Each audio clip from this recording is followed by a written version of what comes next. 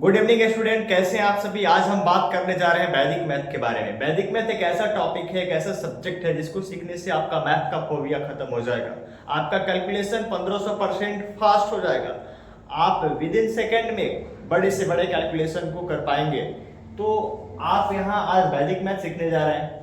वैदिक मैथ के मैं बेसिक रूल्स के बारे में बात करने जा रहा हूँ और उसके बाद आपको मैं ऐसे ऐसे मैथ के ट्रिक्स और फॉर्मूले बताऊंगा जिससे आप चंद मिनटों में square, cube, fraction, algebra, multiplication, addition, subtraction कर पाएंगे। ठीक है, तो सबसे पहले हम लोग बात करेंगे वैदिक मैथ। वैदिक मैथ श्री भारती कृष्ण तीर्थ जी महाराज द्वारा 20वीं सेंचुरी में एक बुक के माध्यम से लोगों के बीच में इन्होंने रखा और वैदिक मैथ में 16 सूत्र और 13 सब सूत्र के बारे में बताया, जिसको सीखने के बाद में कोई भी बच्चे हो या टीचर हो या पेरेंट्स हो, कोई भी वो किसी भी तरीके के कैलकुलेशन को बहुत ही फास्ट कर पाएगा। ठीक है, तो सबसे पहले आता है इसके रूल्स के बारे में मैं बात करता हूं। तो वैदिक मैथ के अंदर में यहां पे आपका हो जाएगा वैदिक मैथ और इधर आपका जो हो जाएगा ट्रेडिशनल मेथड, जो स्कूल में पढ़ाया जाता है, जो स्कूल के अंदर में पढ़ाया जाता है वो मेथड। आप देखेंगे कि वैदिक मैथ में 90% क्वेश्चन को बहुत ही फास्ट कर सकते हैं, वेरी फास्ट कर सकते हैं। लेकिन 90% क्वेश्चन ट्रेडिशनल मेथड से टाइम टेकन होता है। वही 10% क्वेश्चन जो है वैदिक मैथ में टाइम टेकन होता है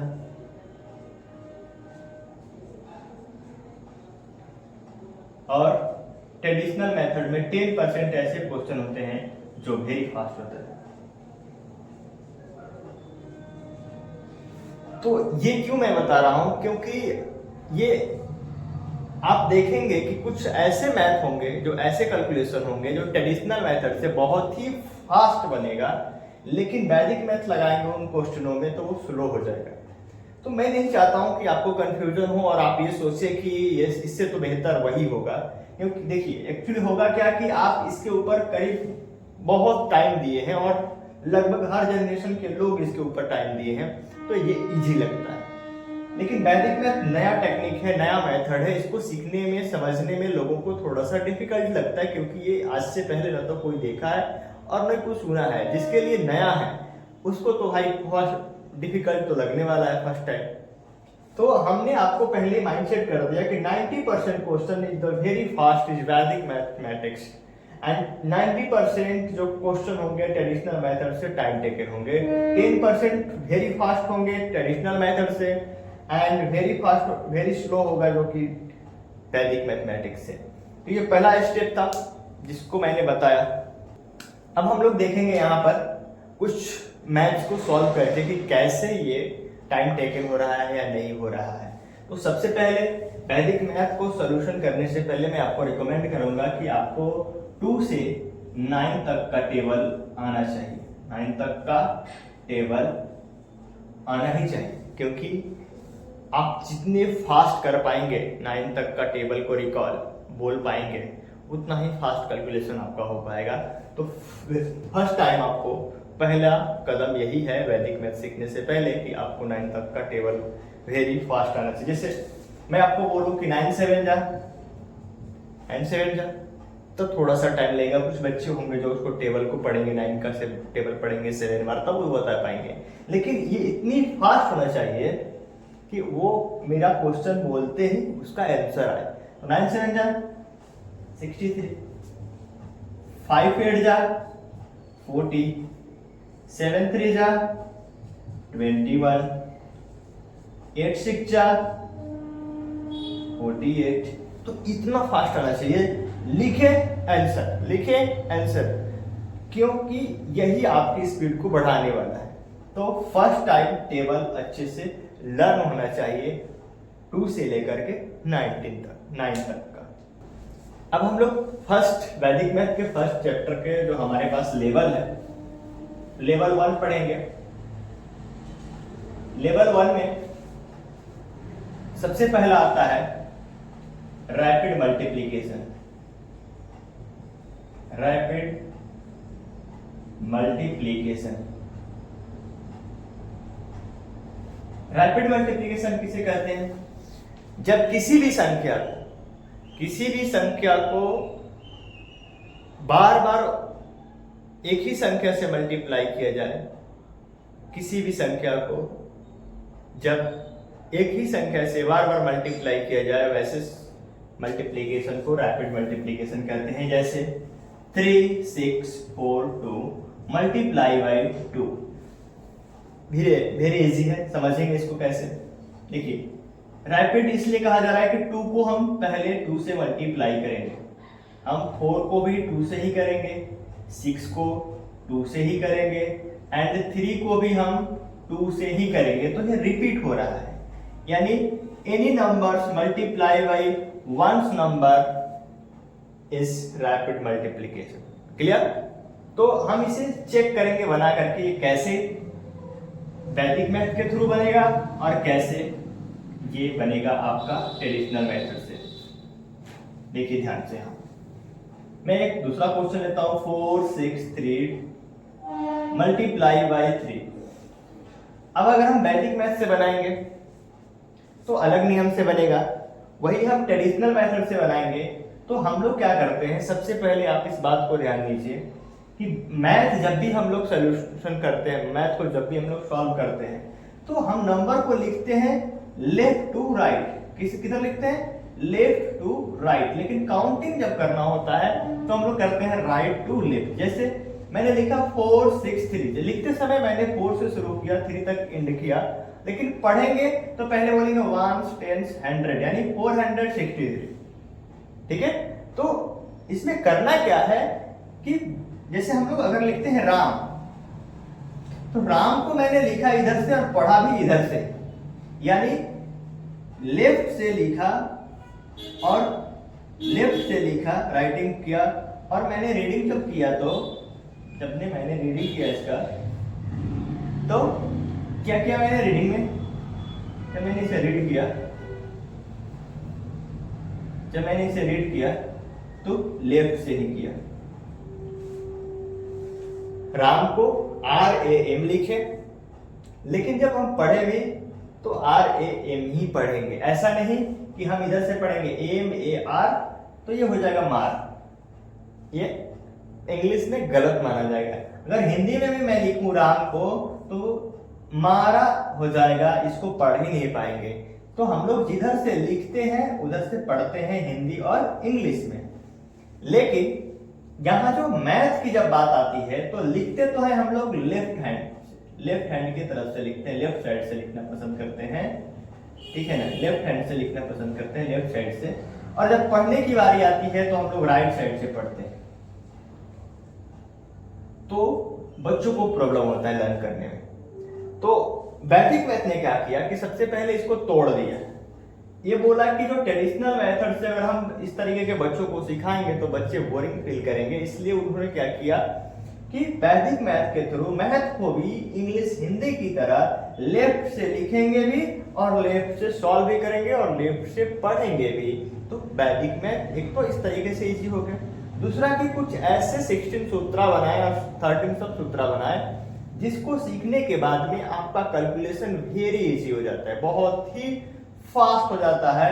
तो आज उसके ऊपर हम लोग पूरी तरीके से क्लियर हो जाएंगे कि कैसे वैदिक मैथ और ट्रेडिशनल मेथड में क्या अंतर है। ठीक है? चलिए, जैसा कि आपने देखा कि ये क्वेश्चन है, इसे मैं पहले ट्रेडिशनल मेथड से बनाऊंगा।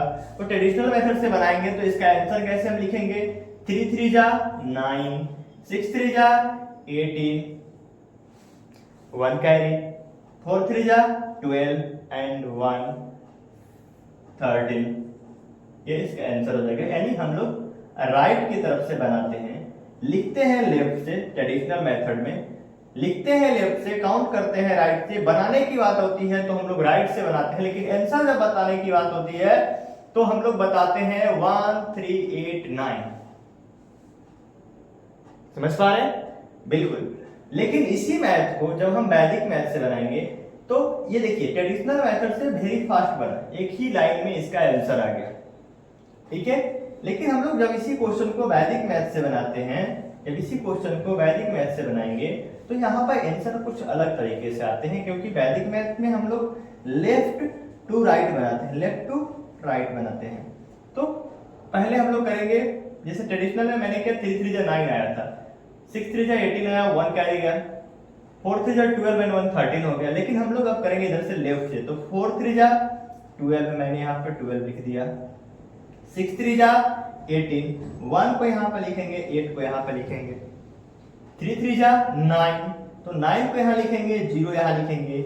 एक बात और, जब कभी भी 1 डिजिट आए वैदिक मैथ के तरीके से अगर आप बना रहे हैं, और जब कभी भी 1 डिजिट आए तो 0 अप्लाई ऑटोमेटिक कर देना है। अब इस संख्या को हम ऐड करेंगे तो 9 का 9 हो जाएगा, 8 0 8 हो जाएगा, 2 and 1 3 हो जाएगा, एंड 1 का 1 हो जाएगा। तो वैदिक मैथ में हमने लेफ्ट टू राइट मल्टीप्लाई भी किया और एडिशन भी हम लोग करने के बाद में इस तरीके से बोल पाएंगे कि 1 3 8 9। अब मैंने एडिशन तो किया था इधर से, तो क्या हम इसको एडिशन लेफ्ट टू राइट भी कर सकते हैं? यस, 1 का 1, 2 and 1 3, 8 0 8 एंड 9 का 9 हो जाएगा। तो मैं लेफ्ट टू राइट किया, तो मुझे मल्टीप्लाई भी मैंने किया लेफ्ट टू राइट। मुझे जब आंसर आया तो मैं लेफ्ट टू राइट लिखा भी, और मुझे जब पढ़ने की बारी आएगी तो मैं पढ़ूंगा भी 1 3 8 9। That is clear?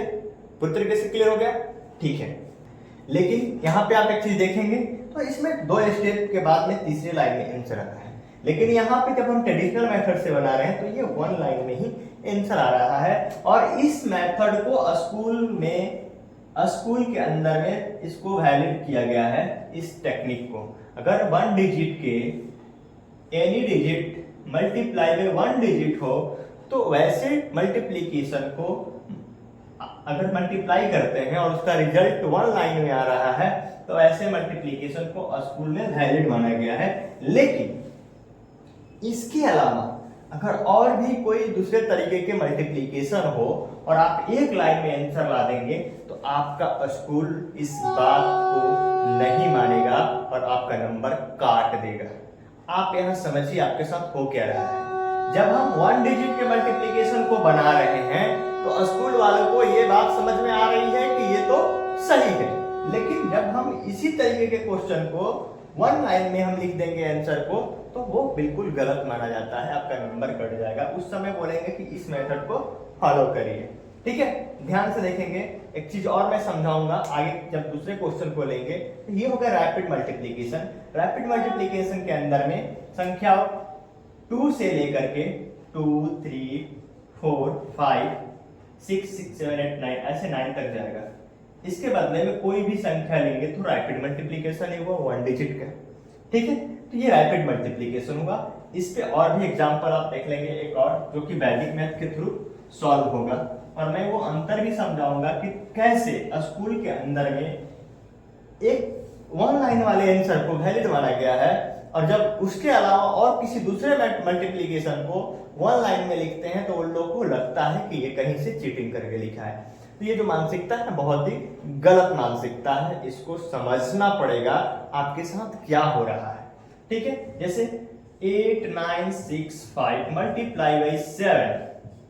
अब हम लोग अगर ट्रेडिशनल मेथड से बनाते हैं तो हम लोग राइट टू लेफ्ट की तरफ बनाते हुए बढ़ेंगे। जैसे 5 को 7 से मल्टीप्लाई करेंगे तो हो जाएगा 7 5 जा 35, 3 कैरी गया, 6 7 जा 42 एंड 3 45, अगेन 4 कैरी, 9 7 जा 63 एंड 4 कैरी था, 63 4 कैरी। यस, तो आपका हो जाएगा 67। तो यहां पर 7 कर लेंगे, अगेन 6 कैरी हो जाएगा आपका, 8 7 जा, तो 8 7 जा 56, 56 प्लस 6 तो ये हो जाएगा आपका 62, 56 प्लस 6 हो जाएगा 62। तो तो दैट इज आंसर 62755। लेकिन हम जब इसी मेथड को जब इसी मल्टीप्लिकेशन को जब हम वैदिक मैथ के थ्रू बनाएंगे तो ये क्वेश्चन आपको कुछ इस तरीके से बनेगा 8965 मल्टीप्लाई बाई 7। ओके, तो हम लोग लेफ्ट टू राइट बनाएंगे। तो 8 7 जा 56, एक लाइन यहाँ पे ले लेते हैं 56। पहले को सेम टू सेम जितना आएगा लिख देंगे, 2 डिजिट में 1 डिजिट में सेम टू सेम लिख लेंगे। ठीक है, अब आपका हो जाएगा पहला स्टेप क्लियर हो गया। दूसरा 9 7 जा 63, तो यहाँ पे 3 लिखेंगे एंड 6 को ऊपर में लिखेंगे सेकंड वाले यहाँ पे। ठीक है, 6 7 जा 42, यहाँ पे 2, यहाँ पे 4। अगेन 5 7 जा 35, यहाँ पे 5 और यहाँ पे 3। इसको ऐड करेंगे, ये 5, ये भी 5, ये 4 एंड 3 7, 6 6 12 का 2 1 carry, 5 and 1 6। Answer same to same. तो आप एक चीज देखेंगे कि इसमें दो स्टेप के बाद तीसरे स्टेप में आंसर आ रहा है। लेकिन ट्रेडिशनल मेथड से जब हम बना रहे हैं राइट टू लेफ्ट जब हम बना रहे हैं, राइट टू जब हम लोग लेफ्ट बना रहे हैं तो 1 लाइन में आंसर आ रहा है। तो इसीलिए लोगों को लगा कि हम लोग राइट टू लेफ्ट बनाएंगे तो ज्यादा फास्ट बनेगा और इजी रहेगा कैरी फॉरवर्ड में, तो इसलिए इस मेथड को प्रचलित कर दिया गया। लेकिन ये आगे चल के इतना बड़ा भयंकर रूप ले लेगा कि आपको बहुत ही डिफिकल्ट होने वाला है और आप कर भी रहे हैं, इसको झेल भी रहे हैं। तो इसका सॉल्यूशन लेकर के आए हैं वैदिक मैथ के अंदर कि आपको जैसे रैपिड मल्टीप्लिकेशन में ट्रेडिशनल मेथड से ये बहुत ही फास्ट बन रहा है और 1 लाइन में आंसर आ जा रहा है, ठीक इसी तरीके से वैदिक मैथ में और भी मल्टीप्लिकेशन को आप 1 लाइन में लिख पाएंगे। लेकिन यहाँ वैदिक मैथ से जब बनाया तो चला गया, थोड़ा सा टाइम टेकन हो गया ये। ओके, क्लियर, बहुत बढ़िया। चलिए एक और ले लेते हैं, आज एक चीज और ले लेते हैं, मल्टीप्लिकेशन बाय 11। मल्टीप्लिकेशन बाय 11 जब किसी भी संख्या में 11 से मल्टीप्लाई करना हो तो उस मल्टीप्लिकेशन को मल्टीप्लिकेशन बाय 11 कहा जाता है। ये बहुत ही इजी है, मैं दोनों तरीके से बताऊंगा, ट्रेडिशनल से भी और वैदिक मैथ से भी। जैसे कि क्वेश्चन हो जाएगा 4 8 6 5 मल्टीप्लाई बाय 11। क्लियर, तो हम इसे पहले ट्रेडिशनल मेथड से बनाएंगे। ठीक है, ट्रेडिशनल मेथड से बनाएंगे। तो ट्रेडिशनल मेथड से अगर हम बनाते हैं तो इसको एक लाइन यहाँ पे ले लेते हैं, इसको 2 बार लिखना पड़ेगा कि जब किसी भी संख्या में 1 से मल्टीप्लाई करते हैं तो 1 ही आता है। तो संख्या है 4 8 6 5, तो पहले 5 6 8 4 लिए और एक डिजिट छोड़ करके फिर सेम टू सेम अंकों को लिख देंगे। ओके, हम लोग इसी तरीके से बनाते हुए आए हैं। तो 2 स्टेप हो गया, 2 लाइन हुआ, तीसरे लाइन में आंसर आएगा तो 5 हो जाएगा। 6 5 11 1 कैरी, 6 और 8 14 and 1 carry 15, 5 and 1 carry 8 and 4 12 and 1 carry 13, 3 1 carry 4 and 1 5। Actually जिस तरीके से रैपिड मल्टीप्लिकेशन में आंसर आ रहा था उसी तरीके से ट्रेडिशनल मेथड में 11 को मल्टीप्लाई करने में आया। क्लियर, देखिए मैं इस मल्टीप्लिकेशन को अब वैदिक मैथ के थ्रू बनाऊंगा। किसके थ्रू? वैदिक मैथ के थ्रू। तो जब वैदिक मैथ के थ्रू बनाते हैं तो वैदिक मैथ में जब भी किसी भी 11 से मल्टीप्लाई करना हो तो हम लोग फर्स्ट रूल लिखते हैं इसके लिए। फर्स्ट रूल क्या है इसके लिए? फर्स्ट रूल है कि बोथ साइड 0 अप्लाई करना है। क्या अप्लाई करना है? 0 अप्लाई करना है। तो हम लोग 0 अप्लाई कर देंगे दोनों तरफ। ओके, अब हम लोग क्या करेंगे कि हम एक दूसरे से संख्या को जोड़ते जाएंगे। ध्यान से देखेंगे तो जब संख्या को जोड़ेंगे तो 0 and 5 5, 6 and 5 11, 1 carry x, 8 and 6 8 and 6 14 and 1 carry 15, again 1 carry, 8 and 4 12 and 1 carry 13 का 3 1 carry, okay, 4 and 0 4 and 1 carry 5, तो आपका आंसर आ जाएगा 5 3 5 1 5। और ट्रेडिशनल मेथड से भी जब हम बनाए तो आंसर आया 5 3 5 1 5। ठीक है, तो अब देखिए अगर आप इस तरीके के मल्टीप्लीकेशन को अगर 1 डिजिट में आप लिख देंगे तो आपका जो स्कूल है, जो आपका स्कूल है, उस स्कूल में इस आंसर को गलत बोल दिया जाएगा, स्कूल में इसको रॉन्ग बोल दिया जाएगा। ठीक है, क्योंकि आप 1 लाइन में लिखे हैं जो कि प्रोसेस वाइज इसको बनाना पड़ेगा आपको स्कूल में। आप एक बात समझिए, जब मैंने आपको रैपिड मल्टीप्लीकेशन बताया तो वही स्कूल मेथड से, वही ट्रेडिशनल मेथड से 1 लाइन में जब आंसर आ रहा था तो वो सही था, और वैदिक मैथ से 2 स्टेप करने के बाद में 3rd स्टेप में आंसर आ रहा था तो उसे गलत माना जा रहा था। यहाँ उल्टा हो गया, यहाँ पर ट्रेडिशनल मेथड में 3 स्टेप में आंसर आ रहा है और वैदिक मैथ में 1 स्टेप में आ रहा है। ठीक है, तो मैं इसलिए ये कहता हूं कि 90% क्वेश्चन जो है वैदिक मैथ से बहुत ही फास्ट बनते हैं और 10% क्वेश्चन वैदिक मैथ से स्लो बनता है, क्योंकि उसमें कुछ तरीके जो हैं वो टाइम टेकन होते हैं। लेकिन वैदिक मैथ के अलावा जब आप ट्रेडिशनल की बात करेंगे तो उसमें 90% क्वेश्चन टाइम टेकन होगा एंड 10% ही क्वेश्चन फास्ट होगा, जैसे मैंने रैपिड मल्टीप्लिकेशन करके आपको दिखाया। तो आपने पढ़ा रैपिड मल्टीप्लिकेशन, दूसरा पढ़ा आपने मल्टीप्लिकेशन बाय 11, और हम अभी बात करने जा रहे हैं डुप्लेक्स नंबर का मल्टीप्लिकेशन। ठीक है, ओके।